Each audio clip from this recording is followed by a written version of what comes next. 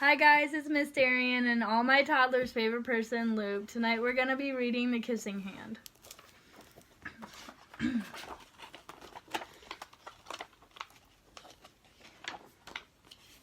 Chester Raccoon stood at the edge of the forest and cried.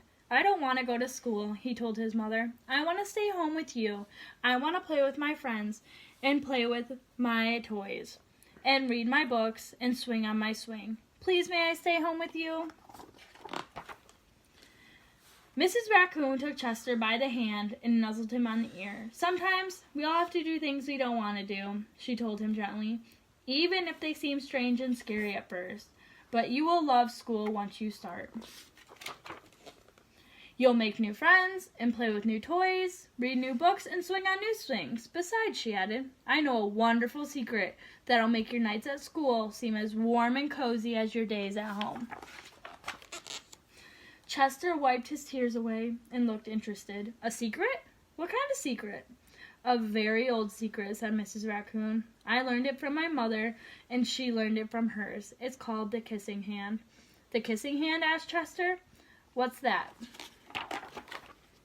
"I'll show you." Mrs. Raccoon took Chester's left hand and spread open his tiny fingers into a fan. Leaning forward, she kissed Chester right in the middle of his palm. Chester felt his mother's kiss rush from his hand, up his arm, and into his heart. Even his silky black mask tingled with a special warmth. Mrs. Raccoon smiled. "Now," she told Chester, "whenever you feel lonely and need a little loving from home, just press your hand to your cheek and think, 'Mommy loves you, Mommy loves you.'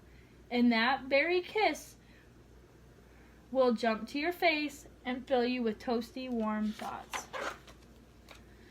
She took Chester's hand and carefully wrapped his fingers around the kiss. "Now do be careful not to lose it," she teased him. "But don't worry, when you open your hand and wash the food, I promise the kiss will stick." Chester loved his kissing hand. Now he knew his mother's love would go with him wherever he went, even to school.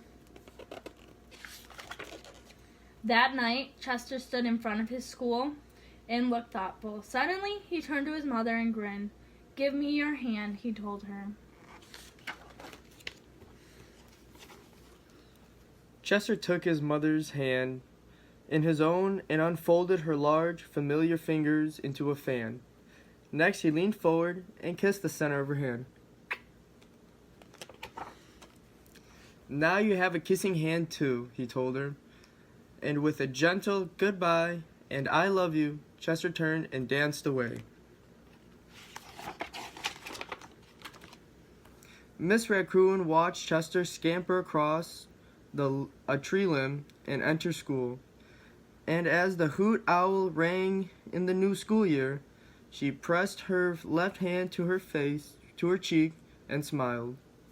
The warmth of Chester's kiss filled her heart with special words. "Chester loves you." It sang, "Chester loves you."